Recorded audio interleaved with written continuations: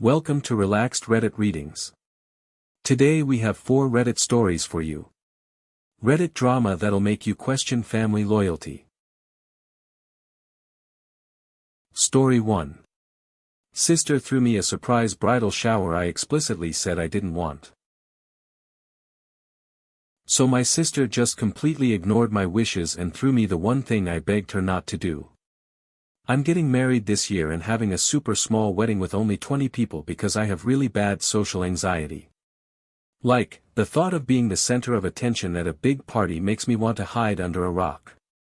My sister's my maid of honor, and she kept asking if she could throw me a bridal shower or bachelorette party. I told her multiple times, please don't, I really don't want one. I thought she understood. So this week, my family invites me over for dinner at my parents' house. Nothing unusual, right? I walk in and suddenly 20 people jump out yelling surprise, it's your bridal shower. I was so confused and overwhelmed I literally froze. There were decorations everywhere, games planned, the whole 9 yards. Everyone's looking at me expecting me to be thrilled, and I'm standing there having what felt like a panic attack. I tried to put on a brave face for about an hour, but I was miserable the entire time.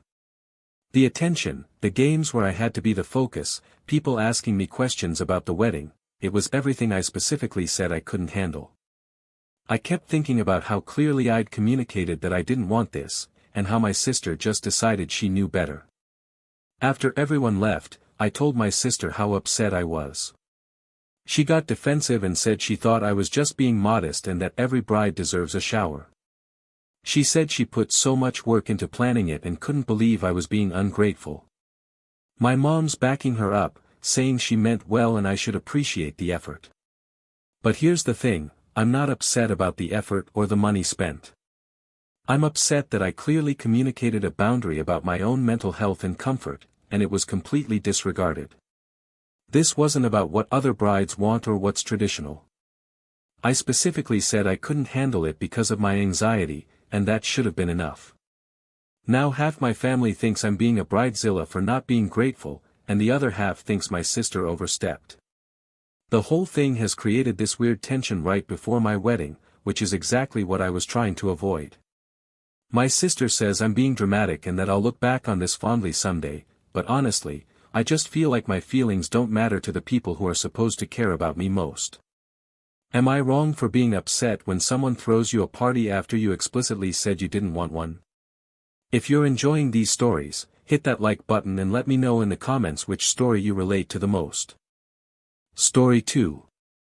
Friend sent me a birthday wishlist worth $400 after only texting me happy birthday. So my friend just sent me a $400 wishlist after giving me the most basic birthday acknowledgement possible. Let me explain this insane situation. I'm 24 and I've been friends with Lena for about 3 years. Our birthdays are exactly 1 week apart, and mine comes first. This year has been absolutely brutal for me financially.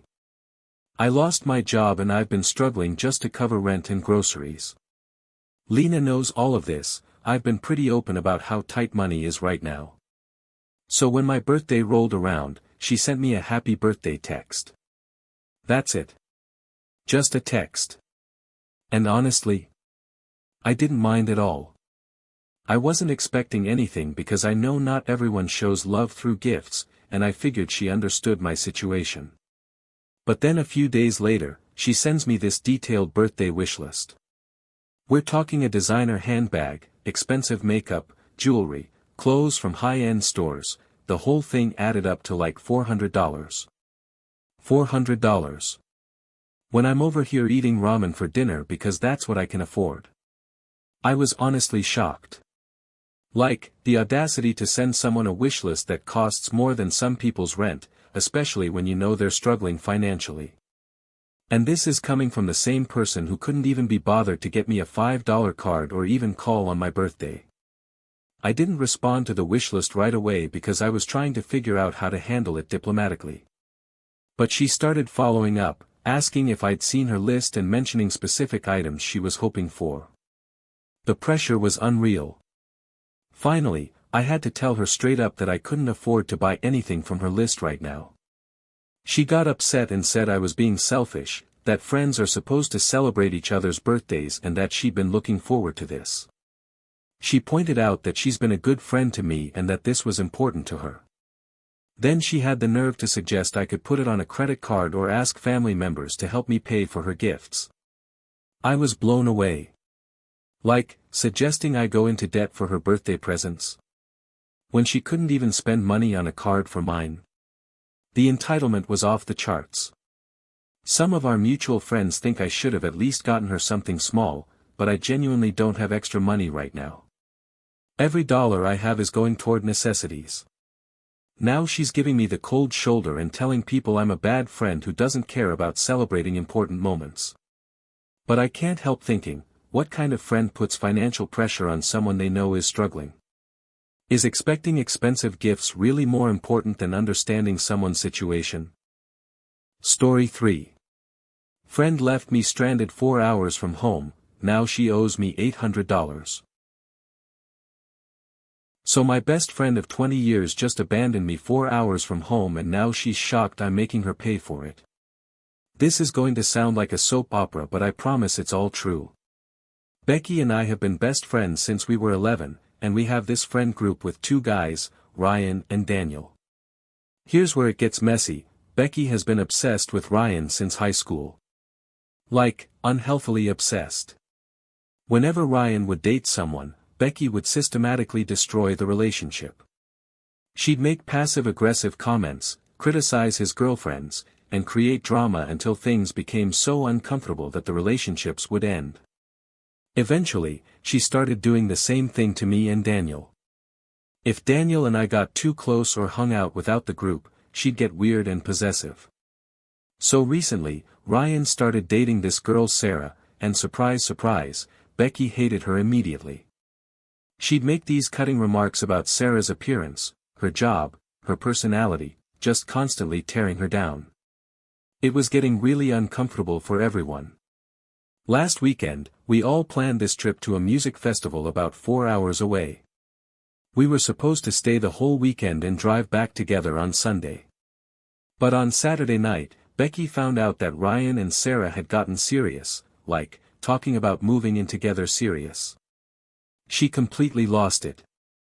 She started a huge fight with Ryan, screaming about how Sarah was wrong for him and how she was just using him. When Ryan defended Sarah, Becky turned on all of us, saying we were terrible friends for not supporting her. The whole thing was mortifying, people were staring, security got involved, it was a mess. Then Sunday morning, Becky announced she was leaving immediately and driving home. I assumed she meant we were all leaving together, but no. She meant just her. She took her car and left me, Daniel, and Ryan stranded 4 hours from home with no way to get back. We had to scramble to figure out transportation. Daniel's car was in the shop, Ryan had ridden with Becky, and my car was at Becky's house from when we'd all met up there. We ended up having to rent a car for $800 just to get home. The rental place charged extra for the one-way trip and weekend rates, plus insurance. It was insane. When I told Becky she needed to reimburse us for the rental car, she said it wasn't her problem and that we could have figured something else out. She said she was dealing with emotional trauma and couldn't be expected to think about logistics. But here's the thing, she made the decision to abandon us. We didn't ask to be left stranded. She's refusing to pay anything toward the rental car and is acting like I'm being unreasonable for even asking. She says our 20-year friendship should mean more than money, but I think 20 years of friendship should mean not abandoning your friends when you're upset. Now our whole friend group is split on this, and I'm starting to wonder if this friendship has run its course. Should someone really have to pay $800 because their friend threw a tantrum? Story 4. Mom's cat versus partner's demands during cancer surgery. So my mom's about to have serious cancer surgery and my partner is making me choose between helping her and keeping the peace at home. This is such a heartbreaking situation and I can't believe I'm even having to think about this, but here we are. My mom is going into surgery in a few days. It's pretty major, they're expecting at least 2 weeks minimum that she'll be recovering in the hospital, maybe longer depending on how things go. She doesn't live in the same city as me and there's literally no one else she knows who can help with her cat. So obviously, I told her I'd take care of it while she's recovering. I mean, what kind of person would I be to let my mom worry about her pet while she's fighting cancer? But when I told my partner what was going on, they were not happy about it at all. They're upset that I made this commitment without discussing it with them first. They say they don't want a cat in our place, even temporarily, and that there has to be another solution. They suggested boarding the cat for 2 weeks, but do you know how expensive that would be? Plus, my mom's already dealing with huge medical bills. My partner keeps saying I'm prioritizing my mom over our relationship and that I'm not considering their feelings. They're acting like I'm choosing to bring home a random stray cat for fun, not helping my mother during one of the most difficult times in her life. They want me to call my mom back and tell her I can't do it. I'm honestly shocked by this reaction. We're talking about my mom potentially fighting for her life, and they're worried about some cat hair and a litter box for a couple weeks.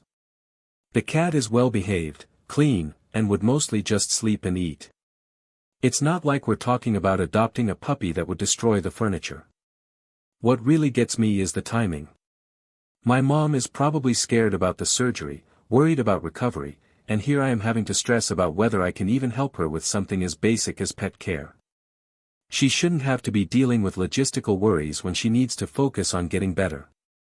My partner says if I bring the cat here, they're going to stay somewhere else until it's gone. They're making it this huge ultimatum, choose between helping my mom or keeping them happy. But how is that even a choice? This is my mom we're talking about, and she's going through cancer surgery. I've tried explaining that this is temporary, that it's a family emergency, that any reasonable person would understand. But they keep saying I'm being inconsiderate and that there have to be other options I haven't explored. What other options? Let the cat starve. Abandon my mom when she needs me most. I'm starting to wonder what this says about my partner's character. Like, if they can't support me helping my mom during a medical crisis, what does that mean for our future? What happens if I get sick, or if we have other family emergencies? Are they going to make everything about their comfort and convenience? Am I wrong for thinking that helping your mom during cancer surgery should be a no-brainer? If you enjoyed these stories, drop a comment telling me which one was your favorite. And if you want more relaxed Reddit readings, make sure to like, subscribe, and hit the bell so you never miss a video. Thanks for watching. If you enjoyed these stories, like, comment and subscribe for more relaxed Reddit readings.